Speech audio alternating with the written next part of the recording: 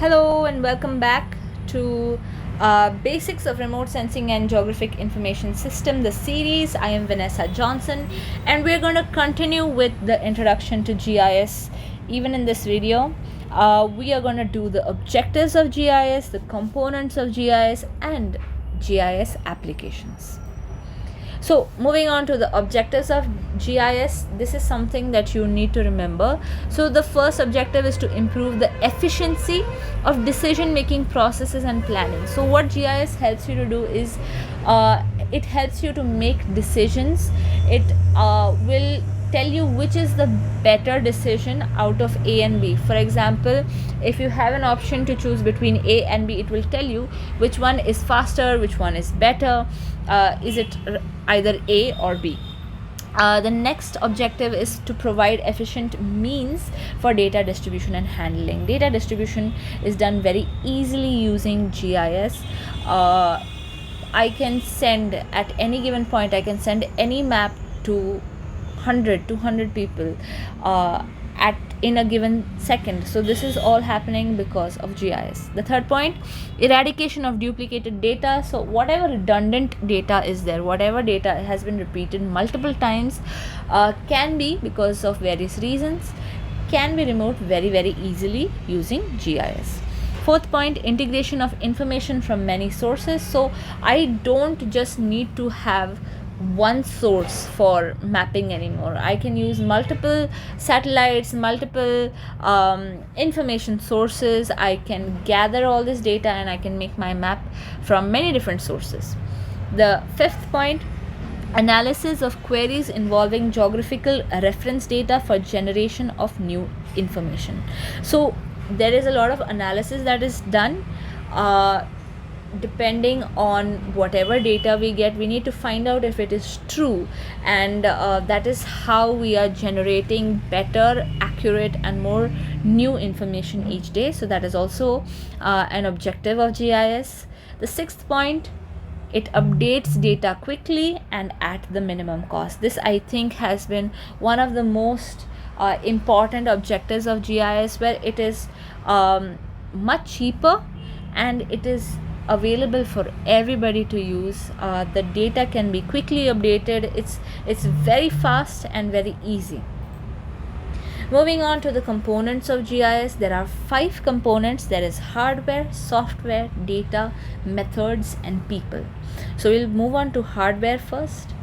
When we come to hardware, it is basically all the things that you are using to use a computer.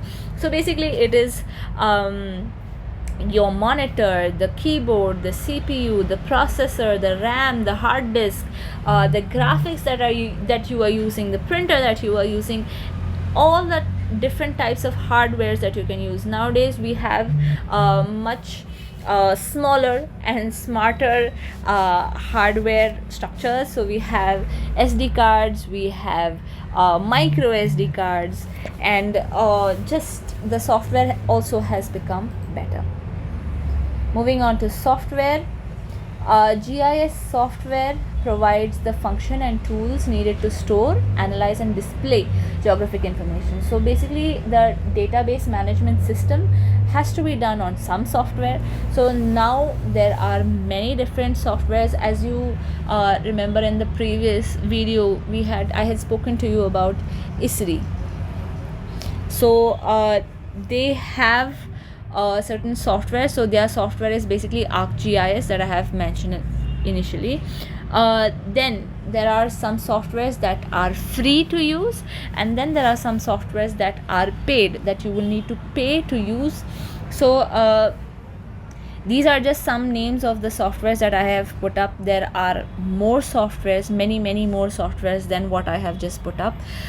These are just some names that you can go through and you can remember in case you need them in the future.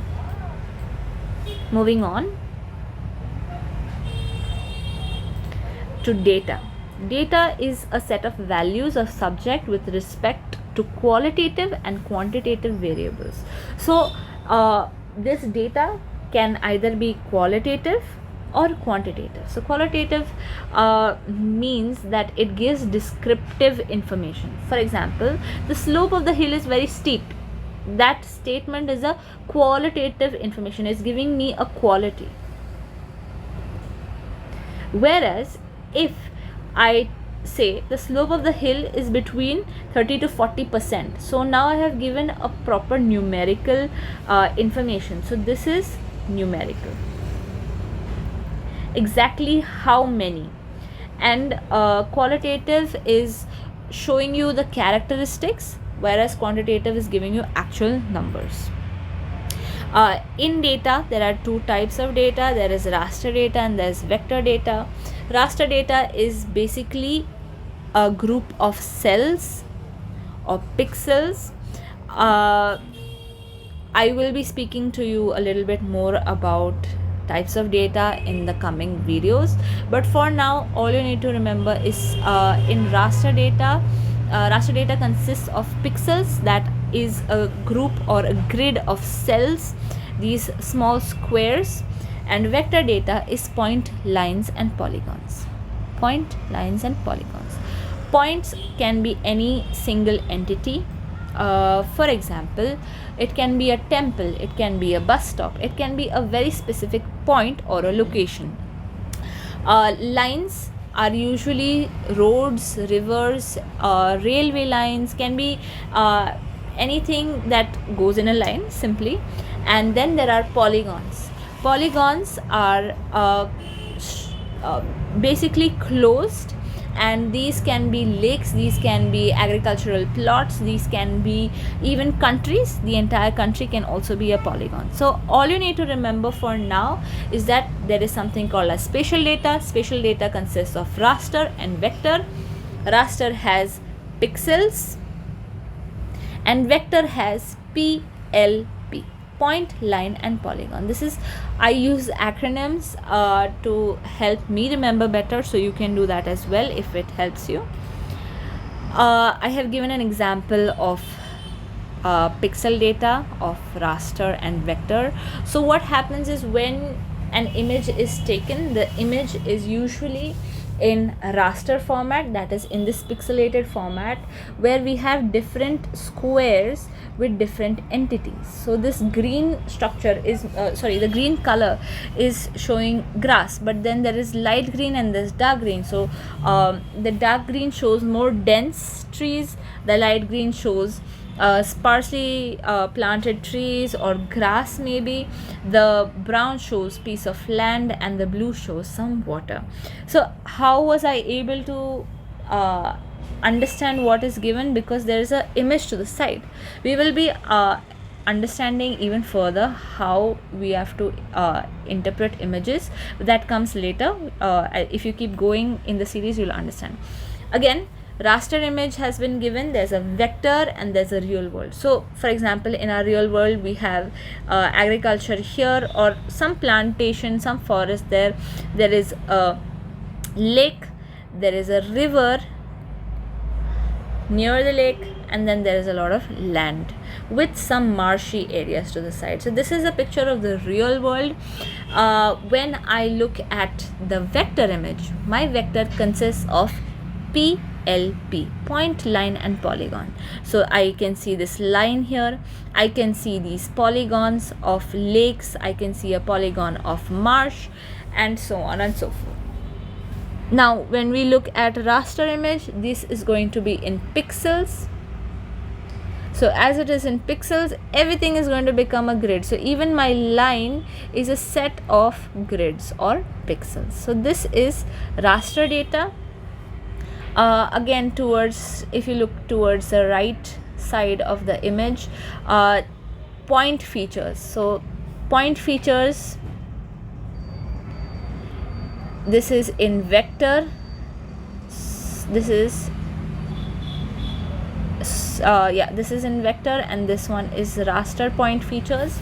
So point in vectors would be just dots, point in raster would be dots or squares, full squares in pixels. Then my line feature would be simple lines with just segments. They will just be segments that I will have from one place to the other. But in my raster, you will see that this is a group of cells, these squares that are moving along. Okay, and then I have polygon feature here, where you can see different shapes of these polygons. But in my raster, again, you will see that these are in the form of grids or cells. This is very, very important to remember. Now, moving on to attribute data, we are still in data. So attribute data is basically it is also known as grid data. It is made up of pixels, and each pixel has a value. So basically what happens is, for example, you know the states of India, right? If I have a digital map and if I click on the polygon of Maharashtra, in Maharashtra, I will have different, inside my state, I will have different cities, or I will have various districts. So the attribute data is going to show me the districts. Then I can go more into detail into that data, and I can find out the cities. Not just can I find out the cities, I can find out the number of people, I can find out the number of businesses, I can find out the number of forests, number of plantations, number of farms, so there's a lot of data that comes in attribute data. And attribute data is basically giving you information of that particular thing on the map. So for example, in this image here, you see that there's number 1, number 2, number 3, number 4, right? So each entity has been given some data. So there's area, there is perimeter. In that also they have different types. So types of what? They have types of facies, they have grain size. This comes a lot in geomorphology. So this is to do with soil and soil types. All you need to remember, all you need to understand right now is attribute data is showing you data of that particular area. So if I click on Maharashtra, again, I can find a lot of information about Maharashtra. But if I click on Goa, I'll find out a lot of information about Goa. I won't see anything about Maharashtra anymore. So that attribute table or attribute data is only for that specific area. Moving on, we have something called as metadata. So an easier way to remember what is metadata. Metadata is basically data of data. What does data of data mean? So excuse that. Okay, what does data of data mean? Data of data means that there is a lot of geospatial data, there is a lot of quantitative and qualitative data that is given inside the data.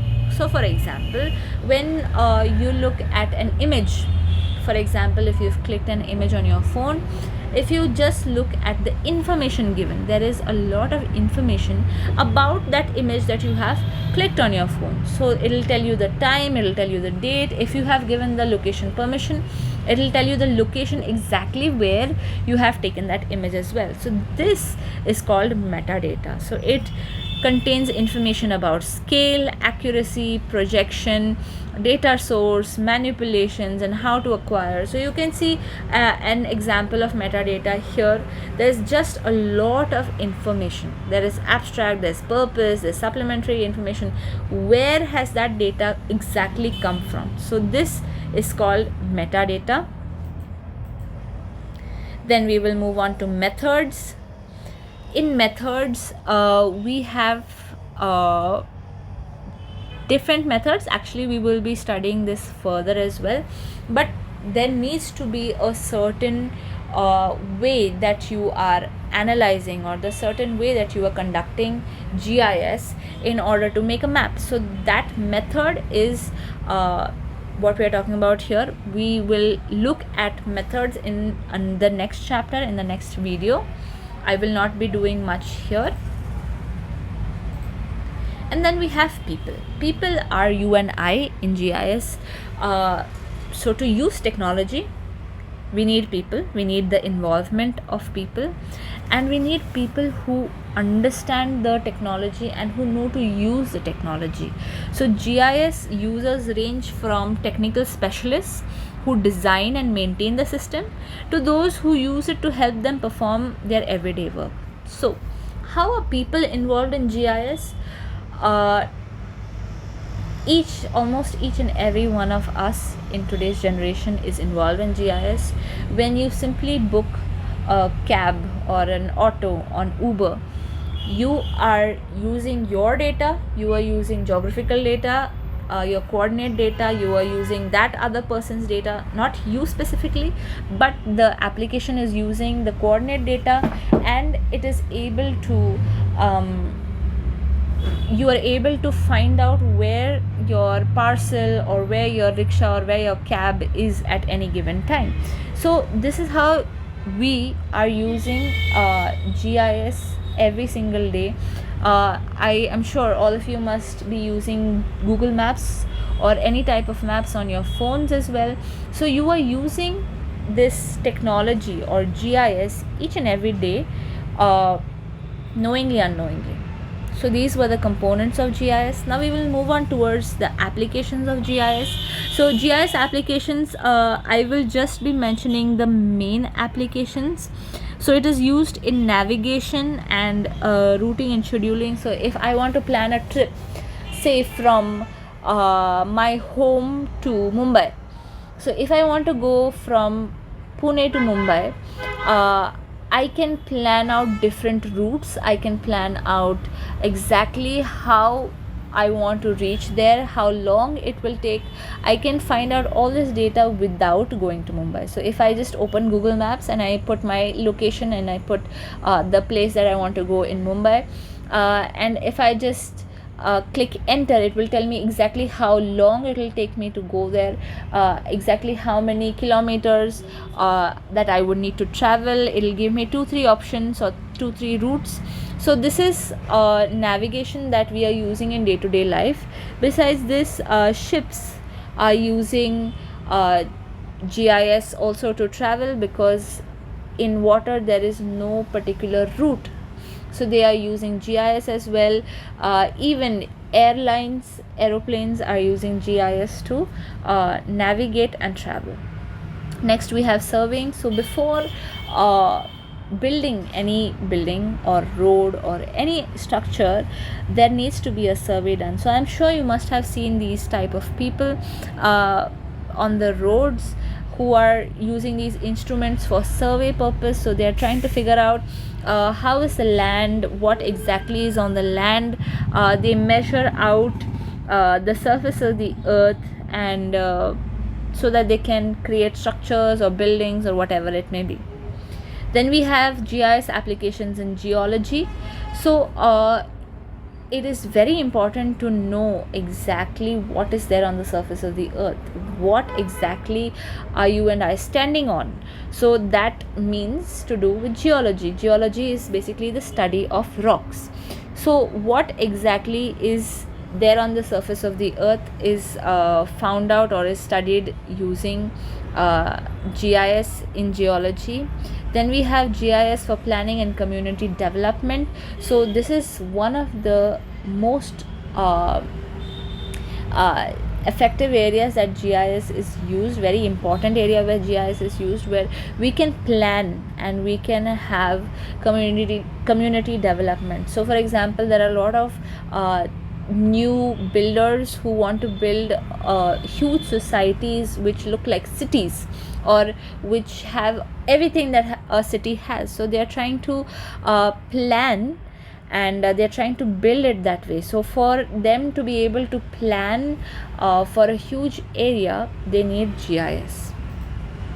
Moving forward, tourism information system. So again, if I want to go on a tour anywhere, be it in India or be it abroad, if I want to go from here to, for example, Spain, I will be able to find out all the details, be it travel, be it exactly where I want to go, be it hotel booking, be it what places I can visit there, what would be the cost of living, whatever it may be. I can find everything sitting right here at home. So this is how GIS has helped us greatly. Then there is a worldwide earthquake information system. This system is really powerful and really helpful. This system basically tells us and warns us if there's an earthquake that's going to come or that's going to happen. Recently, you must have, not just recently, Japan faces earthquakes a lot because of where it is on the face of the earth, and because of that they have the earthquake information system. It's an early warning system, and before the earthquake hits, the people of Japan are always notified on their phones or on their devices, and they can be safe and be out in the open. They can come out of their house or workplaces and be safe before an earthquake hits their house or their location. So this is a very, very useful way that GIS has helped us. And this is an entire list of applications of GIS. GIS is used almost everywhere. It is used. You can go through this list of applications, and again, if you want the notes for this, you can comment down below and I will be sending you the notes or some extra information on GIS, introduction to GIS. So you can just go through this, and that is it for today. That is where I'll be ending. Thanks again for your time, and with this we have finished the introduction to GIS. Now we will be moving on to the next part of basics, and I will see you in the next video.